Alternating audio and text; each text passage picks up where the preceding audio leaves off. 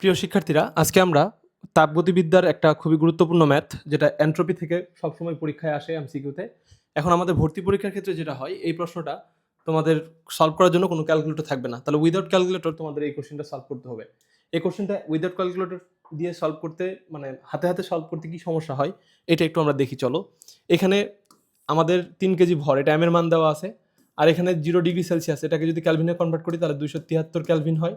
আর এটা হচ্ছে কত, 273 যোগ 10 এত কেলভিন হয়। ঠিক আছে, এখানে এন্ট্রপির পরিবর্তন বের করতে বলছে। তা এন্ট্রপির পরিবর্তনের জন্য আমাদের সূত্রটা কি, যে del S equal to M S ln T two divided by হচ্ছে টি ওয়ান।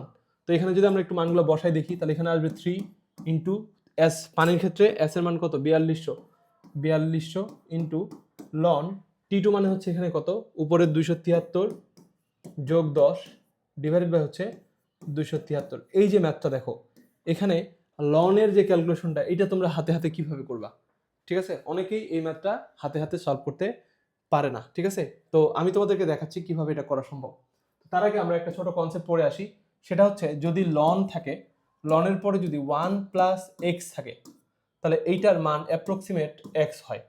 ঠিক আছে, লন 1 এর মান তো 0, মানে 1টা এখানে খুব বেশি ফ্যাক্টর করে না। ঠিক আছে, শুধুমাত্র এক্স এর মানটা নিয়ে কাজ করলেই হয়ে যায়। Ln 1 plus something equal to হচ্ছে ওই সামথিং। ঠিক আছে, এখন এইটাকে যদি আমরা ওই ফর্মেটে নিয়ে যেতে পারি, তাহলে কিন্তু আমাদের কাজটা সহজ হয়ে যায়। কিভাবে এটা করতে পারবো দেখো, আমি একটু এটা মিশাই দিই। তো এখানকার এই 273টাকে আমি দুজনের কাছে পাঠিয়ে দিলে কত হবে, এখানে হবে লন, এখানে হবে 273 যোগ, সরি নিচে আরো 273 যোগ 10 ডিভাইডেড বাই 273। কি ঠিক আছে? এভাবে যদি আলাদা করে নিই, দেখো এই 273 কাটলে কত হবে, একটা 1 আসতেছে না? তার মানে এইটুকু দেখতে কেমন হচ্ছে, এইটুকু দেখতে আমাদের এরকম না, লন 1 প্লাস 10 বাই 273। বুঝছো কিনা? এখন দেখো তো, এইটার সাথে যদি এই ফর্মেটটা কম্পেয়ার করো, তাহলে লন তারপরে 1 আছে, আর এখানে এক্স হচ্ছে 10 বাই 273। তার মানে এই ক্ষেত্রে আমাদের শুধু 10 বাই 273 নিয়ে কাজ করলেই চলবে, আমাদের লন আর 1 এখান থেকে ফেলে দিতে পারবো। ঠিক আছে, তাহলে আমি পুরো জিনিসটা যদি মিশাই আবার লিখি,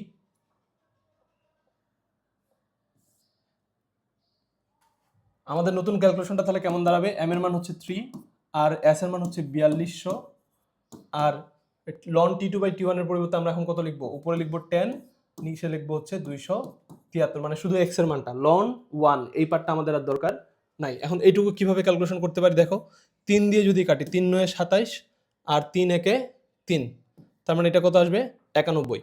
তারপরে 10 দিয়ে যদি এটাকে কেটে ফেলি, তাহলে 9.1। এখন 9.1 দিয়ে যদি 4200কে কাটি, দেখো মনে করো শূন্য দুইটা নাই, তাহলে 9 4 36, 9 5 45, তার মানে 4 থেকে 5-এর মধ্যে কোনো একটা সংখ্যা এখানে হবে। ঠিক আছে, 5 হলে বেশি হয়ে যায়, 4 হলে অনেক কম হয়ে যায়। তার মানে 400 থেকে 500 এর মধ্যে একটা সংখ্যা এখানে অ্যান্সার হবে। তুমি দেখো অপশনে শুধুমাত্র একটাই আছে 400 থেকে 500 এর মধ্যে, তাহলে এটাই হচ্ছে আমাদের অ্যান্সার। এই ম্যাথটা সলভ করতে আমাদের ক্যালকুলেটরের কোনো প্রয়োজন হলো না।